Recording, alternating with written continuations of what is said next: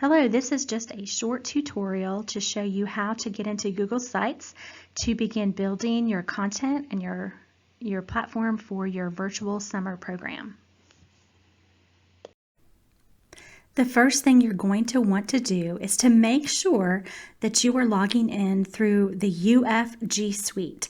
It's really important that you build all of your forms, your sites, your slides, any of the content through Google. You want to be using your UF account. It has some added privacies and also some premium features that you cannot have in your personal account. So you can go to this website to find out more information on how to access the UF G Suite. It's going to ask you to log in with your UF Gator link, password, and username. And if you have the two-factor authentication enabled, you will also need your cell phone to authenticate your sign-in. So this is where you go to log into Google, sites.google.com. You can see I'm currently logged in on my personal account. That's not what I want, so I'm going to click on my UFL account and I'm going to sign in. And if you haven't signed in a while, it will ask you for your GatorLink password and ID.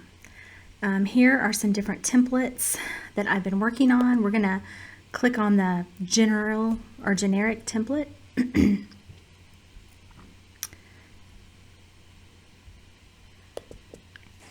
Here's the home page. It's already branded with our 4-H colors, our logos. Up here you have a navigation bar for 3 different days. You can add more or less days if you want. It is really simple to do, and I'll show you how to do that in just a moment. Here you have a short description of your camp. You can add a video or a picture here.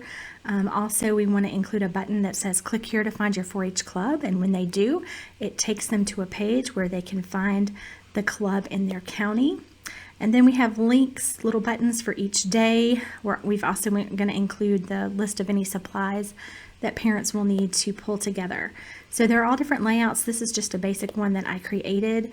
And then if you wanted to add more pages, you click on page, and here is the home page, and then there are parent pages for the navigation bar.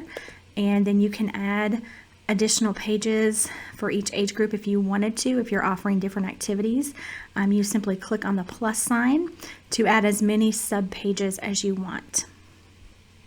So let's take a look now at, we'll go home here, at a page that's been built out a little bit more just to give you an idea of what it might look like.